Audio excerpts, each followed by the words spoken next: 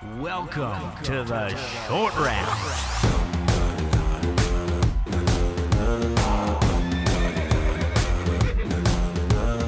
Only the fast roping here in the short round. Best of the best hoping they're gonna get crowned. Only the fast roping here in the short round. Best of the best hoping they're gonna get crowned. Turning the butterflies into goosebumps, turning them steers into saddles and pickups. Wishful thinking won't get you here. Practice makes perfect, precision and skill. I'm a believer, call me the healer. Champions don't have time to take a breather. Time to get loud and it's time to get gritty. I see you all up in Oklahoma City. This is what we all came here for. Let's go to the short goal. Gotta be fast if you wanna hear the crowd roar. Let's go to the short goal.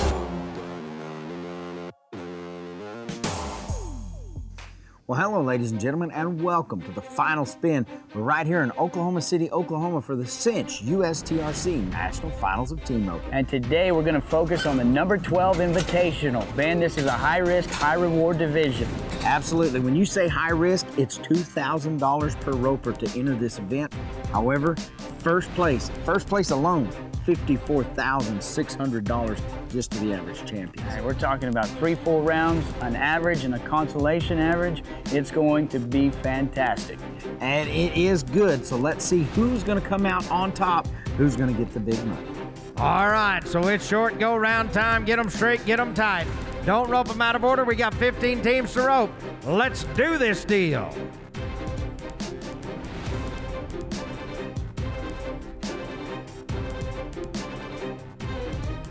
All right, Cliff Wheeler's on the head side. Butch Witten, Texas and New Mexico. Oh, get him, Butch. Hey, he does. Sets him down, 696. That is going to put them in there, 39.76, and they are number 1. All right, the 14th back is going to be Randy Brooks and Carlos Cepeda. They are 32 and 73. That first team's put the pressure on everybody. 702 is what you got to be on this one. They're going to be followed by Daly and Noakes at callback 12. Here we go. Oh. They're going to be on theirs. Ain't no time. All right, here's Jared Wood and Louis Molina with the 3240. They come here to the short round, needing to make it all happen. 735 will take them to the lead. Oh, you bet. Daly and Noakes, you're going to be second out.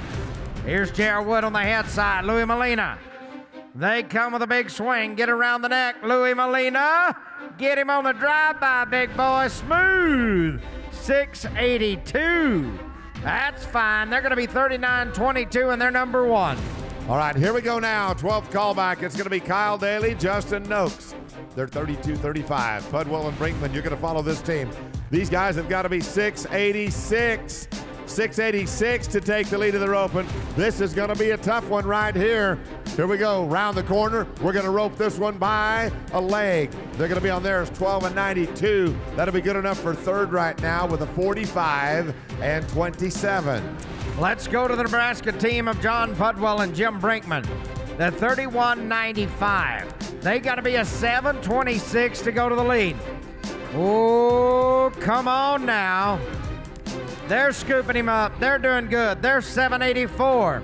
Total in the average now, 39.79. That's third. We go to the top 10. Here's Rick Montera, Shane Wilson, Greeley and Craig Colorado. They are 31.48. They've got to be 7.73. 7.73 for Rick Montera. That is no step for a stepper, but these guys are going to have trouble in the short round. It's going to be a miss on the head and side. They take a no time.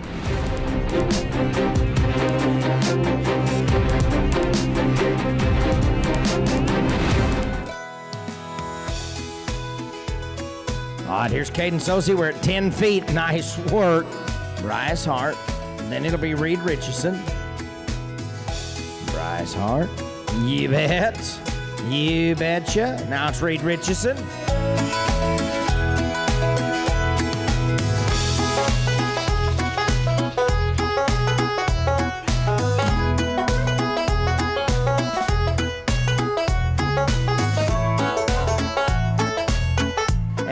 And so who's your favorite team roper? Dustin Bird. Yeah, nice shot. If you win any division and you're wearing Cinch jeans or shirts, you get $100 extra. Woo! Going to 22 feet. That is a lot of spoke. Whee! And it works. Thanks to all the kids that participated.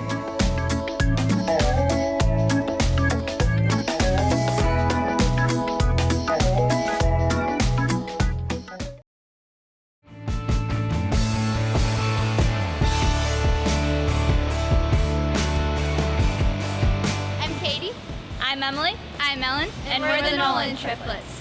We're 25 years old from Dubuque, Iowa. I am a healer. I'm a header. I'm a header as well. And we love coming to the USTRC National Finals of Team Roping.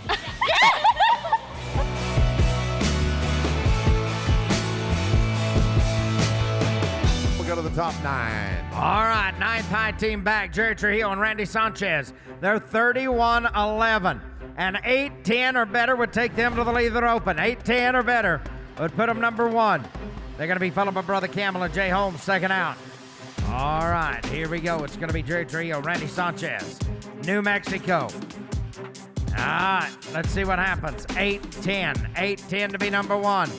Campbell, Holmes, you guys cock your hammers. You're second out.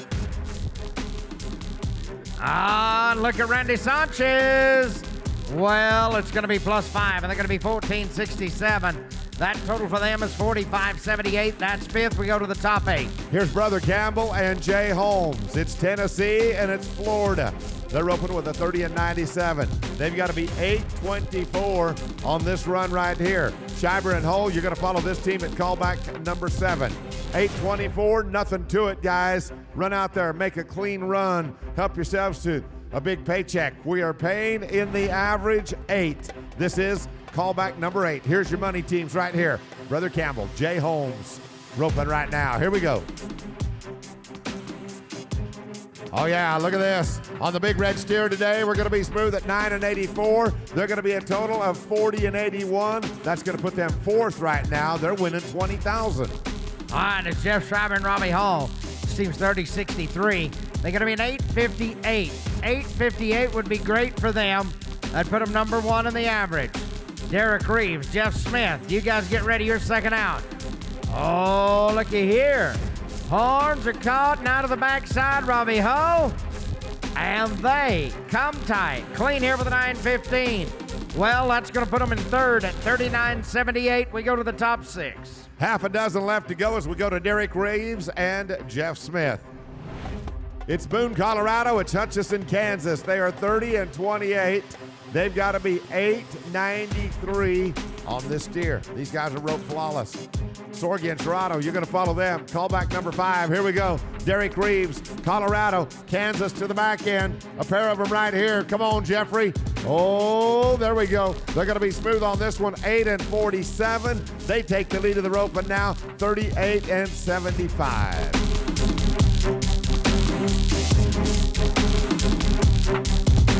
Well, here at the Cinch USTRC National Finals at Team Roping, this is actually one of my favorite places to be right here in Oklahoma City in the month of October. But at the finals, you get the opportunity to meet a lot of people. You get to see some friends, some family. And this morning I ran into a friend of mine, Mr. Terry Leatherwood out of Grady, New Mexico. Terry's been a part of this business for many years. He's seen the evolution of the sport from the very beginning to what it is right now, and we're going to be able to talk to Terry about some of that history, Terry. And first off, thank you for being here with us and enlightening us with your knowledge of the sport. Now, back in the day, a lot of these ropers, they tied on hard and fast, and they had to tie a square knot, correct? Yeah, when they competed. When I was I was 11 when I roped my first steer, and they had just about quit tying the knot except at the big rodeos, and it was all tied facings. Everybody tied to the horn, and it was same rules as today, only both men had to tie on. And it was a whole lot different, a lot harder on cattle. And what year did the industry kind of change? What year did they start go from tying the knot to into dallying? Well, along in there, but the PRCA still had it at the national finals, I think, until 1972 was the last year they tied the knot at the finals. And that was right here at this facility in Oklahoma City. Right here where we're standing. And they'd tie a knot one round, the next round they would dally. Dally. And they separated it at 5 rounds of tied on, 5 rounds of dally. Yes, sir. Now back in New Mexico, who kind of was the guy there that started saying, hey, look, we're not going to do this anymore, we're going to start dallying? Well, there was a guy named Sonny Hendricks. He grew up there, moved to California, and he came back in about 72, 73, along in there, and he decided he went to putting on dally roping, no tied ropes allowed. And what do those guys think about that? There was a lot of people who wasn't liking it, but it's like everything else. Times change, and everybody figured out that if they was going to rope, they was going to have to dally, and it just evolved to where everybody dallied except for the old timers that could heel and tie on now. Now, tell us about when you would get prepared to go to these events. Today, you can go to Steer Crazy and buy your rope. What did you guys have to do in order to get you something to go rope? Well, until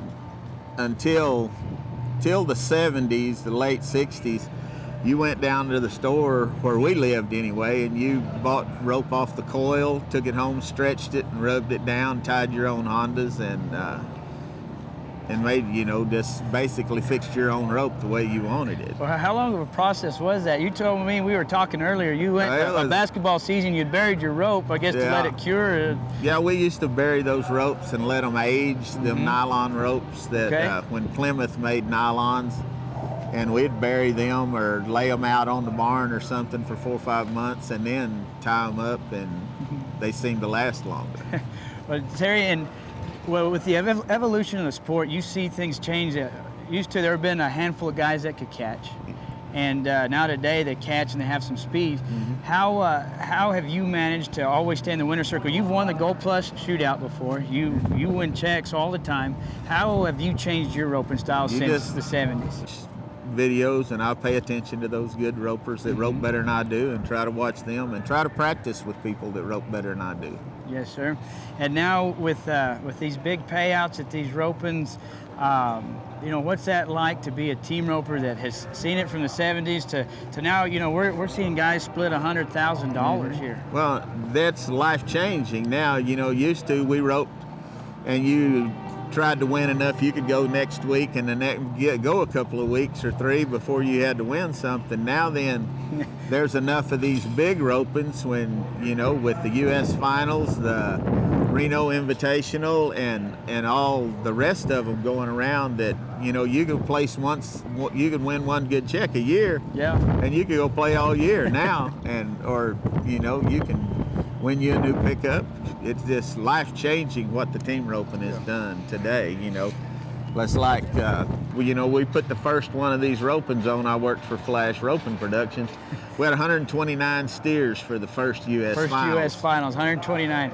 Now it's around 600, 750, and maybe more. And maybe more by the time you get it all put together. Well, sitting there just in the stands, watching team roping now, where do you think it's just going to get faster, more consistent? Where do you kind of see it going, Terry? I think it's going to get more consistent because it's hard to get a whole lot faster than they are right now, and but you see the short round times, you'll see 2 or 3 guys that are right there out in front, like last night in the Gold Plus. There was a couple of 22s, but then the next 25 teams was like a second and a half apart. Right. And it's, it's just, and there was 15 guys within another half a second that didn't get to throw their rope. Right. And so it's got the consistency, the speed is, a lot of people are going to speed up, but the consistency is what's really made this roping change. Well, Terry, thank you for taking the time to stop and discuss with us kind of the history. We wish you the best of luck. Well, it's thanks, always sir. good to see you. Thanks Good for to being see a you. part of it. Folks, we want to say thanks to Terry Leatherwood with our history lesson.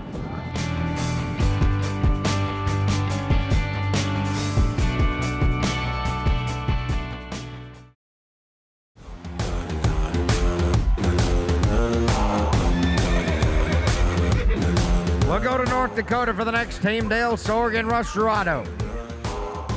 This team's 29-44 and a 9:30 930 would put them number one and give them $16,400. Dale Sorge on the head side. Oh, Dale does a little fishing. He's got him. Now, Russ, it's all up to you. Whoa, whoa, whoa. They have trouble. There's going to be no time here. One of the top four, fourth place in the average, pays $20,000. Here's David Gaddis, Billy Lamb Jr.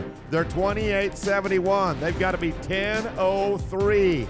They've got a little breathing room right here. A little more than the other teams have had that had to be around 7 seconds. You guys can be 10.03 and take the lead for no less than fourth and $20,000. Drake and Roden, you're going to follow them. Here's David.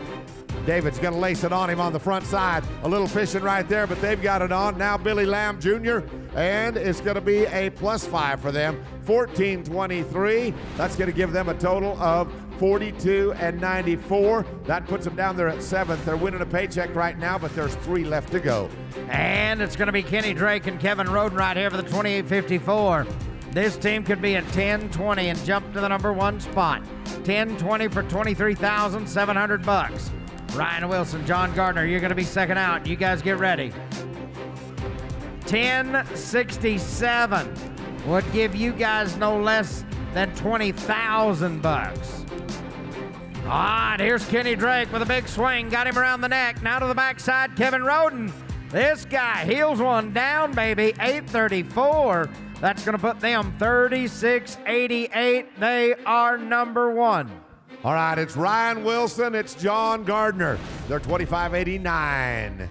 25.89, and they are next to rope. They come in about 2.5 second lead over the last team. They've got to be 10.98 on this steer to take the lead of the roping.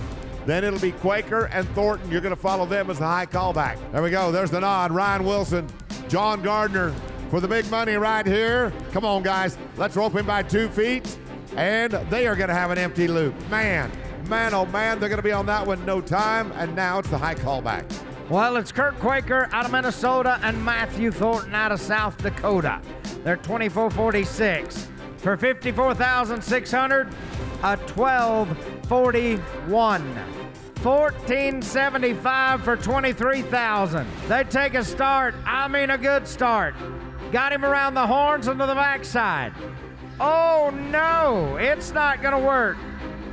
Ladies and gentlemen, the win of the roping, it's gonna be Kenny Drake and Kevin Roden taking the top honors. They are gonna win a paycheck of $54,600, and they're also gonna take home trophy Martin saddles, trophy gifts buckles.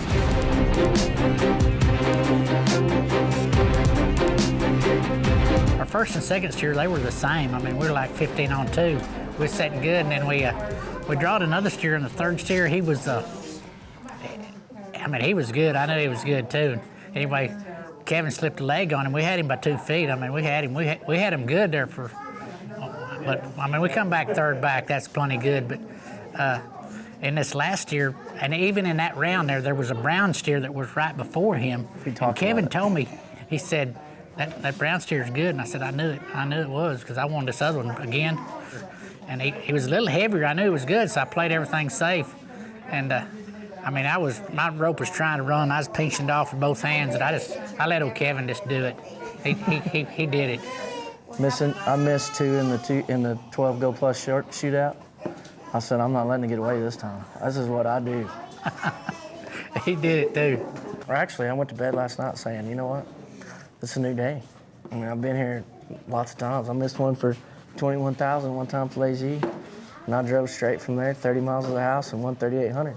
You know, you can't worry about what happened yesterday. That's right. This is today.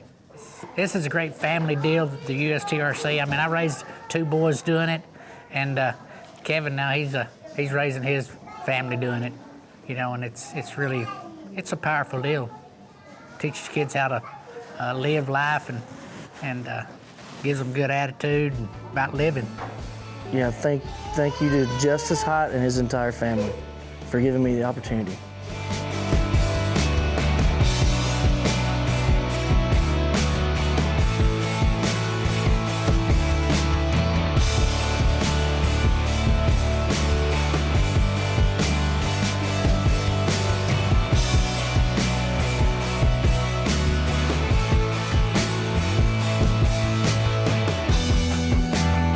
Congratulations right there to Kenny Drake and Kevin Roden and Oklahoma team taking the top honors. Hey, a great team. Those guys are used to cashing in on the big checks, and they're going to come from the third high callback position to take all the money. Well, you know what? They made a great run right there in the short round. They qualified with the 28.54. They came around. They were 8.34. Steer was about halfway down the arena. Kevin comes around and heels him by 2 feet. They end up 36.88, and they end up $54,600 richer. Hey, it was a fantastic end to a great event, the number 12 Invitational. Thanks for watching the final spin.